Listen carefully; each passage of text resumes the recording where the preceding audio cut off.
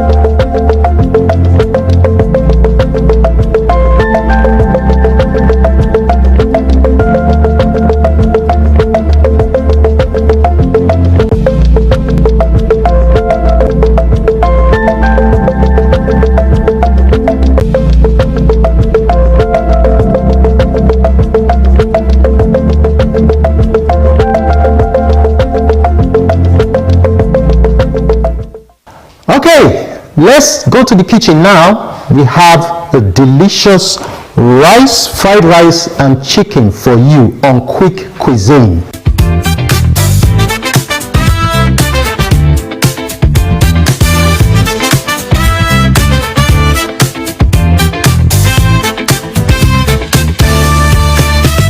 Hello and welcome to the Quick Cuisine segment of the Morning Delight program. I am Hope Ihazwangbe. Today we are having fried rice and chicken on our menu, and here are the ingredients we'll be using to make the dish for today. We have our rice, we have our vegetables, the already diced carrots, green peas. Then we have our chicken. You know it's fried rice and chicken, so this is our chicken, and here is our oil, the groundnut oil we'll be using. These are the seasonings for the chicken and also for the fried rice. So relax and watch us make this delicious meal. Stay with us. And the first thing we are going to be doing is to boil our chicken. Put the chicken inside the pot. Already washed though. Then we add our special seasonings. So after adding all your ingredients to the chicken, you marinate and stir. You boil for some few minutes. Okay, let's wash our rice. Some persons parboil their rice, but for me, I'll be using just hot water to wash my rice so that it will not be too soft.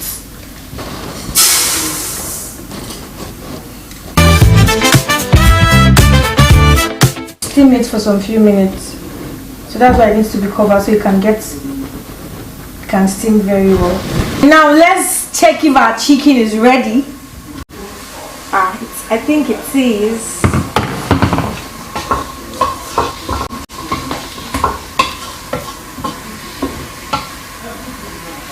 Now let's check our rice to see if it's steamed enough.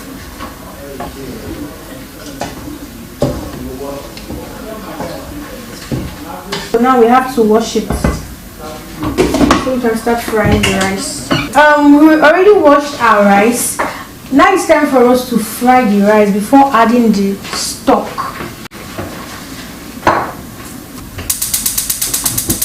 Okay. To turn the groundnut oil into the pot.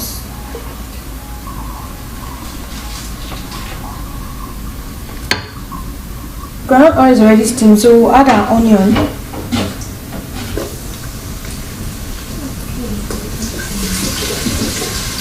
Then you stir. After adding that, you add your garlic and ginger. Then you stir too. Now add your rice to it.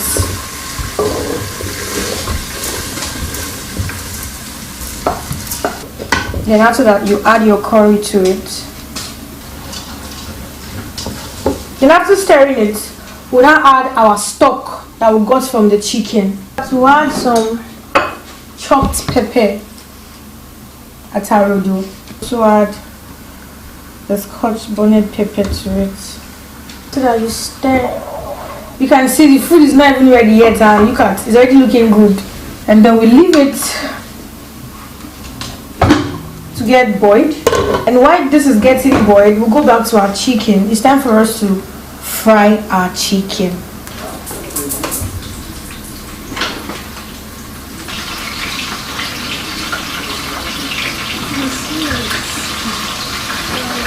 Okay, now let's take our rice so we can stir it and then marinate it. Wow, I can see this looks good. So now it's time for us to fry our veggies. First of all, we'll go in with our chopped onion. And after that, you add in your sliced or diced pepper. And after that, you stir. Just keep on stirring like this. This is ready. Then our rice is also ready. Next thing to do is for us to mix our veggies into our rice. Just like this. Stir. Stir just like this. This is our fried rice and our chicken, and then we'll be taking it with salad. Creamy salad. Yeah, and these are salad, so let's just here. We want you to test this wonderfully made food and tell us what you think about it. Okay. Yeah. Okay.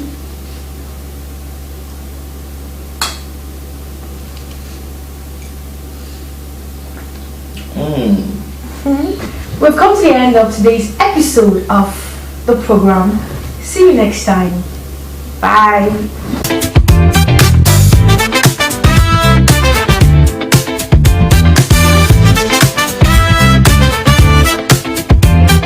Okay, we are on to the guest segment of Morning Delight, and I have two esteemed guests on the show. I'm going to introduce them. My first guest is Chief Omo Osagie Utete Negiabi. He's an Edo cultural activist. But before we meet him, let's see his picture frame.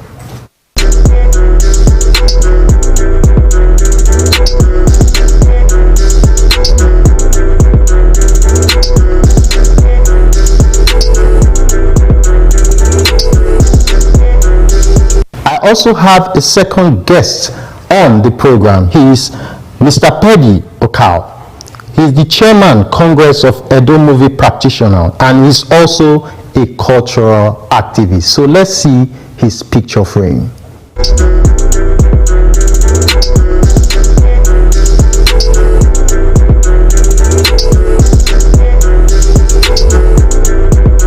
You are both welcome to Morning Delight. Thank you. I'm honored to have you on the show. Thank you so very much. All right. Good morning, viewers. Good morning, Benin. Good morning, Nigeria. Of course. All right, we're going to be talking about cultural identity. Yes, cultural identity. And in Nigeria, our culture is diverse. Now, I'm going to start my question with Chief Omo Osagie Utete Negiabi. So, what does cultural identity mean to you?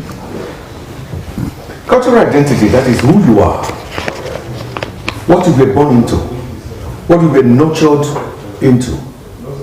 Cultural identity is diverse, it's large, it's big. What you eat is your cultural identity. The way you speak, the way you talk, the way you react to people, your identity. That when you now, identity is identity, but when you now make it a cultural identity, it goes much to who you are. In Benin, we'll say, Obiakin, who are you? And the first thing as a Benin man is, how do you greet in the morning? La Giesan, that I greet, that already gives me, tells the people who I am, where I come from, the kind of person I am. So should I, deviate from the norms of a Benin man? They know, I thought he said he's from the Ezomo family. Why is he behaving like this? So your cultural identity is the entirety of who you are. Okay, the entirety of who you are. Right. All right. Before I go into another question, sir, over to you. What does cultural identity mean to you? Well, it's a multifaceted thing. Yes. I think of, when I think of cultural identity, without repeating Otete's viewpoint, Yes. I look at your thumbprint. Your thumbprint is peculiar to you, okay? But it has a pattern which is shared by so many other people. So those classes, of individuality in terms of grouping, having same characteristics that are powered by norms and reciprocities of the way of life of the people, identifies the group you come from. The Edo people, for instance, are known for their own cultural norms, okay? And when you see an Edo person, first and foremost, the greeting we identify that he's an Edo man. Yes. And whatever his speech is, whatever his prayer points are, we end with Oba Atok Mehe. He says, it gives you a notion of his cultural identity. So the totality of the individual or group of persons, so to speak, projects his cultural identity. All right, still staying with you, sir. You talked about the Benin culture now. Yeah. Now let's branch out now. In our community, we have diverse culture. Sure. So how do we celebrate our diversity? Oh, celebrating diversity is something that is very unique. Yes. Because intrinsically within a cultural block, it is easy to understand, what culture is and how to celebrate it. For instance, you have a cultural celebration in Esa land. Yes. But the moment you see the people dressed, this is Esa, okay? And sometimes it becomes monotonous. However, when you now have different cultures standing and integrating, then of course celebrating them becomes a matter of understanding before integration. You understand their cultures, appreciate it in whatever way you can, observe it, and try as much as possible to exploit. So when you have events like festivals, okay, you must give room for cultural contributions in terms of diversity of cultures available. So even in schools, yes, most of the time you see these schools now celebrating Culture Day. Culture Day. You now have Igbo drama and yes, culture, the Esan songs and what have you, all coming and creating the opportunity for cultural celebration. It is important that we enjoy and try to understand, because whatever it is that you see with other people's culture may not in the first instance be very, very peculiar to your interest. Okay. But with time, you can advance interest, understand why they do things the way they do, and you can now accommodate and celebrate with them. Okay, thank you. Chief Amos Ivy, coming to you now. We're talking about diversity in culture. Mr. Petty just talked about cultural diversity even in our schools. Now, workplace, in our workplace and of course in school, how does cultural diversity brings strengthen our workplace, the different cultures coming together in a place of work or even in schools? God, in His infinite grace and mercy, has given us a lot of things to look at. Yes. And our ancestors have used that wisdom. If you take pepper alone and chew it, you won't feel comfortable. If you take a handful of egusi and just throw in your mouth, you won't feel comfortable. But by the time you mix them together, it becomes soup and good enough for a maukbogi. Now, blending our cultures, different cultures together. The Esa man, the Beni man, the Onwa man, the Akoko Edo man, the Afema Esako man. At the time we put everything together, we will understand the strength in our diversity. If we have it in the workplace, and I know that you are from a different place as mine, it will only be intelligent of me to get to know you, the norms, the nuances of your culture better, and it will help me. I think to get that was why the government of Nigeria initiated the NYSC. Okay.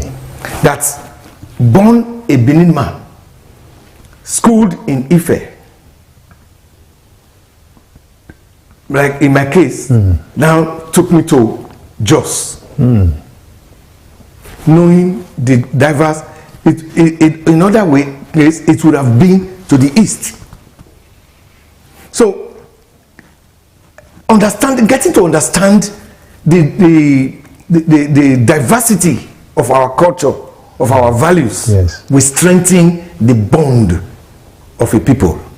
In your workplace, even in the canteen, when you enter the canteen and see this man is eating akpu, and the other one is eating starch, the other one, you see, you now get to, a variety of food on our table.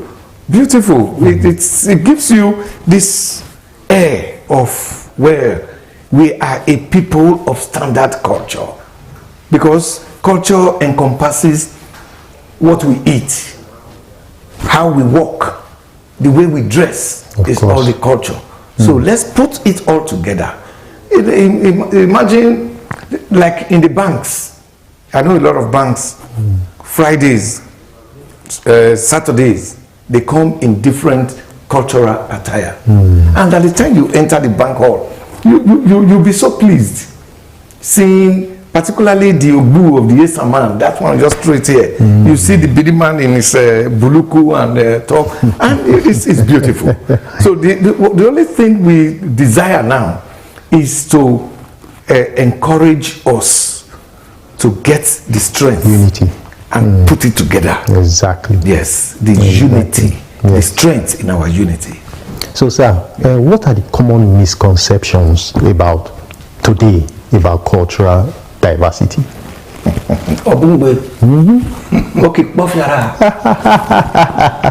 You see, our people just believe that anything cultural is fetish. Okay. Anything cultural is outdated. But I thank God that the people are getting awakened. We seem to be in the age of awakening. People are getting to look back and getting to get back to their roots. Because if you do not have a place you are coming from, you absolutely do not know if there is a place you can get to. Now our people are tired of shirt and trousers. Everyone, different styles of Ankara. Look at what my brother is wearing, beautiful. Exactly. Sparkling. It's strictly African. Yes. So it's now this our misconceptions by certain age of people, like my mother used to say, Emesi be me down. It will get to an age when Emidan will be Emidan. We got to that age of Emidan be Emidan. Now we have left there into Emidan with a great BMEC. Now let me put it this way. Okay. We were in an age when people of cultural mind were giving birth, educating, inculcating, motivating good. Then later, that good we're now turning into bad. Yes. Now the bad now got worse. Educating, motivating, instigating, bad again. But now we have all turned around. Because if you turn 360 times, the face will remain where it is, the buttocks will remain where it is. So now we have turned back, we are now moving around, and those that were bad are now getting to open their eyes, they are getting awakened, and are now giving birth back to the good ones. Okay. For the people to, we are challenging ourselves now. Now, people go to office, you now use Ankara to sew different kind of things. So that misconception of anything culture is bad, I think is getting weakening. Okay. It's dying down. It's dying down now. Yeah, Okay. except on the religious and cultural aspect. So, coming to you, Mr. Petty, I asked him what are some of the misconceptions. I still want you to give your opinion on that, on our culture. Yeah, of course, misconceptions are occasioned by, the way you perceive other people's culture. Sometimes they look at your disposition as a particular tribe. Exactly. And wonder why you do what you do. And without being patient to understand why you do what you do, people, cascade their reasoning into conclusions. Okay? We take our revered Oba, for instance, as our God King. And some people wonder, how can you refer to the Oba as a God King without trying to understand why we do that? Yes. So, such misconceptions, they challenge and abuse the culture of people. Okay? Some of that misconceptions, again, is maybe how you engage your daily activities. Okay, the man who you are starts from the morning that you wake up into, so to speak, and everything you do is kind of directed by that person that you are, that group that you belong to. But some persons just believe that you are purposeless, and therefore you do not fit to be a man, as judged by his own culture. So these misconceptions of differentials in cultural values could be a very big problem to integration and unity. Okay, so for me, misconceptions are numerous, but one cardinal issue about misconception is your perception, which must be guided very intelligently. Okay, sir. So how do our cultural norms and practices affect our communication styles? Like, of course it does. For instance, let's take it from, like I said, what you wake into. Yes. Your cultural norms involve maybe your greeting. You wake up in the morning as an Edo person, as a Bini person, the first thing you do when you wake up, you greet your elders in a particular way. So that projects, how you relate with peers, people that are elderly to you. And I think in Benin culture, where you don't cook, you don't set fire without sweeping. So it is a cultural norm that shapes our identity and affects the way we relate. So cleanliness is part of it, and it shapes us. And that's why when you see a typical Benin man, you know him. It is not by accident that mostly our most celebrated, colors, starts with white. Because we are able to keep it clean. This is one of our cultural norms. So the reciprocity of that is that you begin to understand, you begin to appreciate why people behave the way they behave.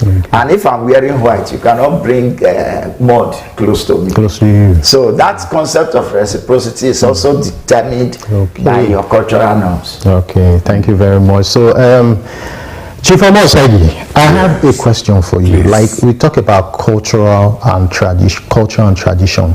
How does one cultural background get to affect one's daily life?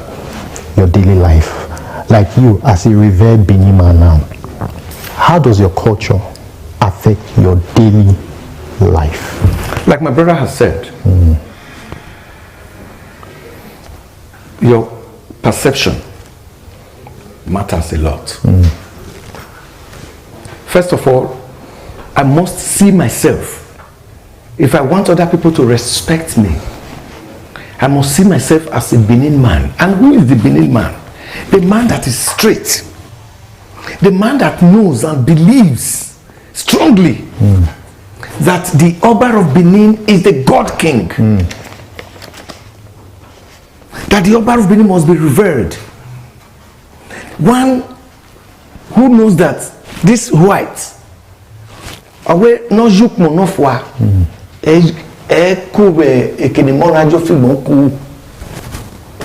that is clad in white, that is wearing white, all white, should not mingle with children playing with oil, because you'll be stained. And I think he has rightly put it. First of all, knowing who you are, where you come from. There are families in Benin. Benin is classed. Benin has a class system. You can take it away. The police family, like his family, whatever happens, the family will hold you accountable. The war general family, like my family, the Ezomo family, Yes. when it comes to that point, you call on different kinds of families. Now that we have this family culture, as you wake up in the morning, a Benin child will not walk up to the father and say, Baba Bowie. I think that is more criminal than killing a human being. Okay, so what's the proper way of... When my child wakes up in the morning, he must meet me in my bedroom. Domo Baba Lagiesan. Okay. And as he says that Lagiesan, my response to him is already prayer. Because those on the other side will say, a family that prays together, they stand together firmly. Our own is a Gesan Viekme, Utigbeni, Obiogi no Nyan Loko, Ikarano Guzebu, Edeno Gbina, Ogbuesi, Umame, Utome, Atomu, Egberame Kewala Udao, Eosanu Dazi Yahweh, and he goes. He's blessed for the day. For the day. For the next day, he will come and take a new one. That's the way we grew up with my father. Okay. You never wake up to meet my father in the living room. You must meet him in the bedroom. Knowing that my father will leave his bed by 7 a.m., which means you must be awake before 7 to greet him. So he will give you all that appellation. So there are things that are, just Benin. When you see the Esa man, you already know, Arisama, Onegbe, they do just greet and the Esa man must first of all ask you, how are you? With that Onegbe, how are you? It goes like that. The Ora man will also say Zoka, and you see, it is in us. So it is now left for us to keep moving the tradition from this generation of ours into the next generation, so we keep it and it doesn't fall off. Okay, so Mr. Petty, now I have a question for you. How do we promote cross-cultural understanding in a multicultural society like, let me come to Edo State now. How do we promote it? Yeah, promoting cultural diversity is first, Yes. By appreciating the diversity itself. You must, and tolerating it, studying it, exploring it, and rationalizing it. Yes. Because there is nothing that is imbibed in a culture that is not yours that you can rationalize. You understand? So you have to try as much as possible to rationalize that culture. That's the preparatory ground for it. Then in a multicultural, enclave like Edo State, for instance, Edo is made up of, internally, it's made up of many cultures. Though there is a line of best fit across these cultures. Okay? So what is also there is to also create functions, festivals, create a school environment that brings the understanding of these cultures together. You must prepare the young ones to understand that there is strength in cultural diversity, and that diversity presents the opportunity for strength, for smart behavior, smart growth, smart children, and all that stuff. It enhances your work, your work output. Yes. So when you grow up knowing this, then you are preparing your grounds for cultural, what I call congruence, rather than diversity. Now, when we take up, for instance, the story of Ekaladera and the connect between Benin and Ife, what you see in the clashes between these two kingdoms is diversity. But the truth is that there are elements of congruence in it. The element of congruence is simple. One, that there is a relationship that dates back, to as much as the 11 to 12th centuries. You understand? Two, it also tells you that there's commonality in royalty. Whether the Ife will say, we gave you a king, or we gave you the other way around, but there is a king that is common to both of us. Are you understanding my point? So all this must be understood in order to celebrate, that commonality that, gave room for our diversity.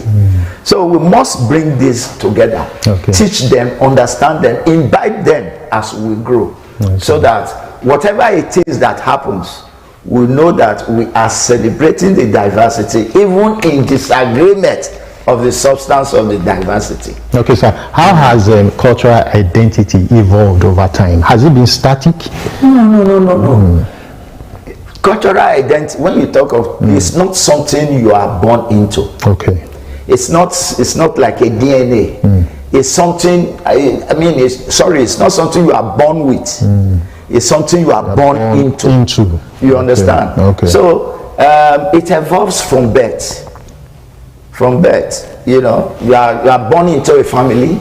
The family greets Lagesa, in my own case, Labo. You understand? And you grow up to understand why you are greeting Labo, and why your Labo differs from Lagesa. Are you getting my point? Yes. Then we are also looking at, when somebody has stayed and permeated a particular culture for so many years, okay, then you begin to learn. It evolves in you. You begin to learn the culture and be part of that culture. Of course, that is, I think, the concept of culturalization or something like that. And the Westerners will call it, when you have stayed so long in their place, they say they are giving you citizenship, Exactly. Naturalization, Yes. in the English format. So it exists here too. And what it means is that you have imbibed the culture enough. It has evolved in you and outside of you enough to be able to live in unity and peace with the owners of the culture. Okay. So basically, it evolves in significant ways, even in schools. While you are in school, culture is evolving because you have so many children coming from different, backgrounds, relating with each other and learning each other's culture. By the time they grow up, they evolve with it and they own it. It becomes theirs because they recognize it at an instant. Okay, thank you, sir. Interesting talking to you on our cultural identity. Thank you very much for coming on Morning Delight. And of course, I have here Mr. Pedi Okao. Thank you for coming on Morning Delight. Thank you, my pleasure. I was really educated on the different and diverse cultural heritage and identity. Thank you. All right. Moving on Morning Delight, we are going to take a short break. After this break, we'll be right back with you. Stay with us. Do you live in Aduawa and environs, or you need a conducive and open field in Aduawa for your wedding receptions, birthday parties, annual ceremonies, family or corporate events in a serene and conducive environment that is close to nature? Then look no further. NTA Benin Aduawa is a place for you. NTA Benin Aduawa has a large field for all your events and ceremonies. Also, at NTA Corporate Headquarters TV Road, we have a state-of-the-art fully air-conditioned ultra-modern hall for all kinds of indoor events with a standby generating set, therefore ensuring uninterrupted power supply. We also have NTA Pavilion for all outdoor events at the same venue. Guess what? Our prices are affordable, locations are easily accessible, venues conducive and highly secured. Our outside broadcast van is available 24 hours and can broadcast your events live. And above all, you can air your events on our award-winning program like Events and Style. And any booking on the field or hall gets a bonus of free news coverage.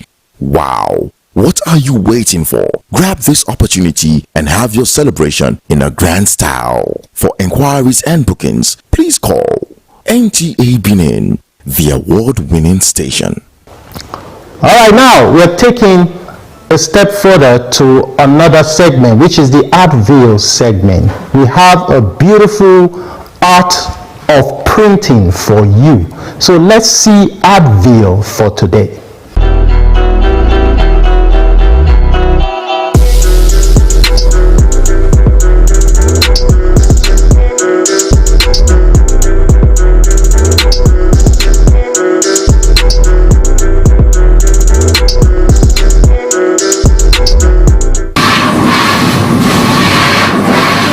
Printing is the process of reproducing text, images, or design onto a surface like paper, fabric, or plastic. Printing pictures on fabric is generally called textile printing, with specific methods like direct to fabric, DTF. Today on Artville, we are going to see the procedures involved in DTF style of printing. Printing is actually the use of ink, mostly, or any other media to present a visual that gives a message on a substrate. The substrate could be anything. It could be your t-shirt, it could be your banner, it could be even your wall. Basically, we are into DTF printing, sublimation printing, UV printing, flex printing, and so many other printings. The emphasis on DTF printing is because it's one of the most modern form of printing. It allows you to quickly print on a bulk number of t-shirts or fabric. Technology enables us to have a high volume of turnover if you actually need your job to come out really fast. DTF is the way to go. I'm going to be showing you how we do a number of printing, especially DTF on t-shirts. So you can come with me. This is the powder we are talking about. It's called the DTF powder. but it's actually the adhesive. That is the part that glues to your t-shirt when you do the pressing. So here we already have our printed design. If you look from this is the right side. If you look from the right side, you see we have NCA. So from here, we are going to get the design out and apply our powder.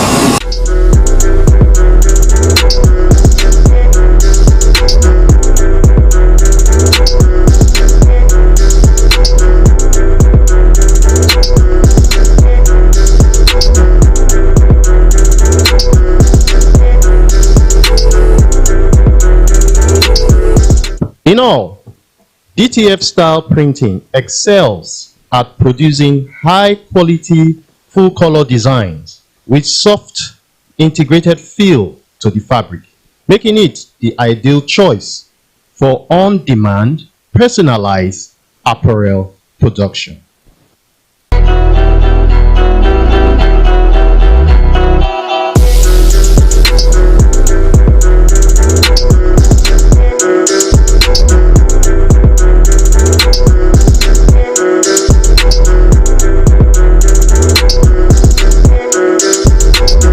Up next is the world of entertainment. Yes, one of my favorite segments on the show. Let's see what's trending in the world of entertainment, both foreign and local entertainment news.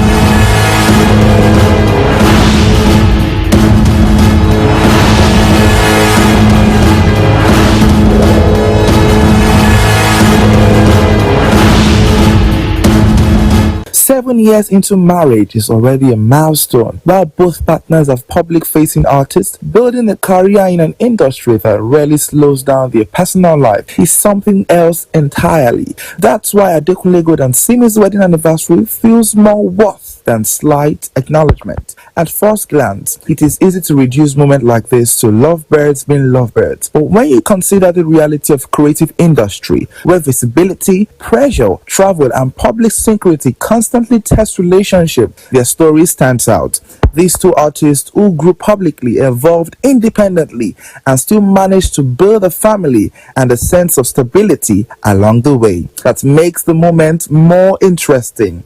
As expected, Adekunle Gold and Simi marked their 7th wedding anniversary with an heartwarming messages shared on Instagram. The posts were intimate, reflective, and grounded, offering a glimpse into the kind of partner they have both created. They are blessed with Adejare as their first child and a set of twins who newly joined the family. Tems and Dave have dropped a bombshell with a music video for their hit song, Radiant, sending the internet into a frenzy. The pair's undeniable chemistry has everyone talking, from steamy scenes of those lingering dating whispers. Radiant hits the airwave on the 23rd of October 2025, straight from Dave's third album, The Boy Who Played the Harp. The track, blending Dave's sharp British rap with Tems' soulful vocals, exploded instantly. Fans could not get enough of the lyrics about love, connection, and those rainy night vibes. Fast forward to today, and the visuals have landed. Directed with a slick, intimate touch, it's no wonder its drop aim picked eye. The song had already been teasing romance, but this visual appeared to fuel the buzz even more.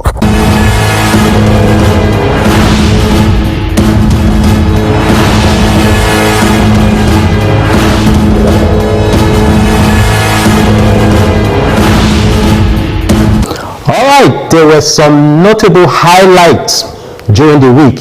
So let's see what's trending on the highlights for the week.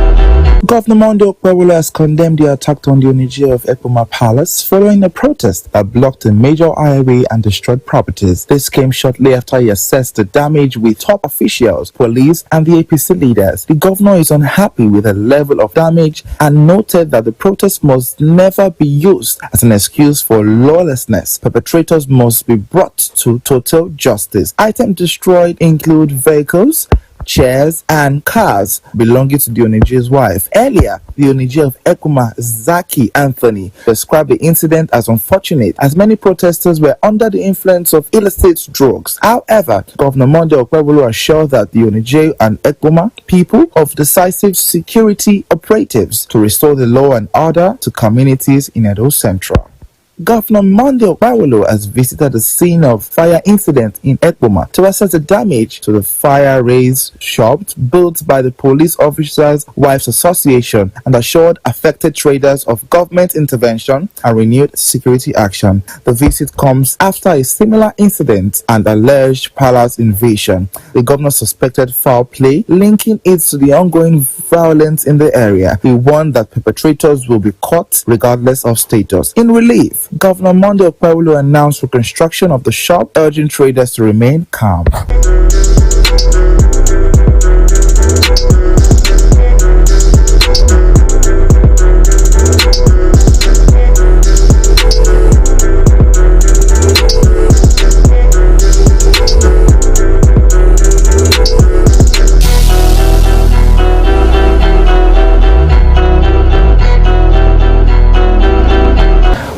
Next is sports.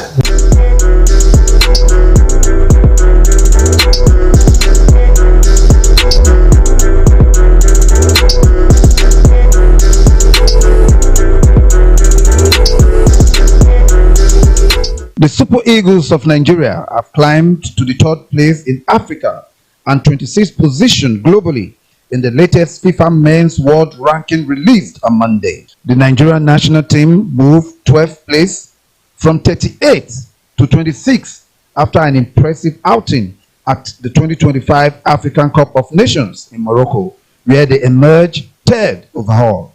Nigeria scored the most points in the last ranking after impressive performances at the continental competition.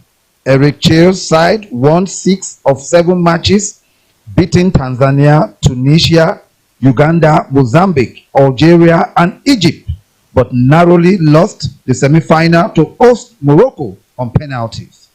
The Super Eagles are now the 3rd best team in Africa behind AFCON winner Senegal, ranked 12th globally, and Morocco placed 8th in the world. Algeria and Egypt occupy 4th and 5th positions, respectively, on the latest African ranking.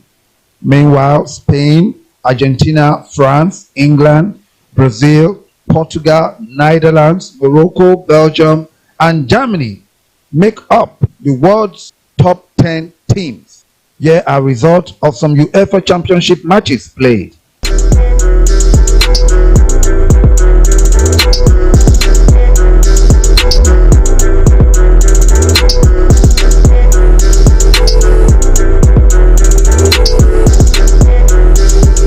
That's it for Sport Rail.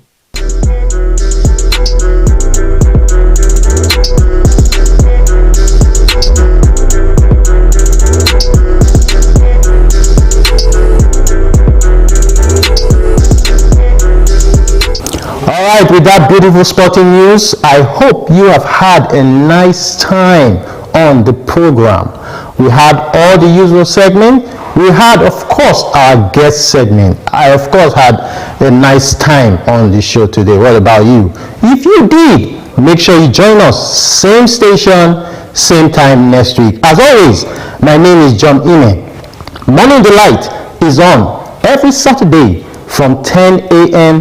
to 11 a.m. and a repeat broadcast at 10 a.m. to 11 a.m. Don't forget to keep an update on all our social media handles. So, till I see you again, same station, same time next week. From me to you, I'm saying, have a lovely day. Bye.